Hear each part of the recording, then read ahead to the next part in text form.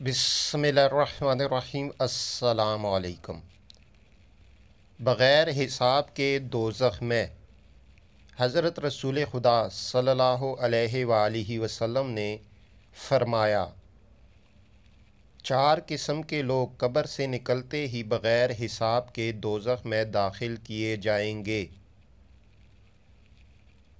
Number 1، صبح کو سونے والے یعنی فجر کی نماز قضا کرنے والے۔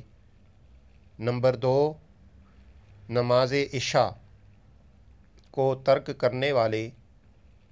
نمبر 3، زکوٰۃ مالی واجبات نہ دینے والے۔ نمبر 4، گناہوں کو بار بار انجام دینے والے۔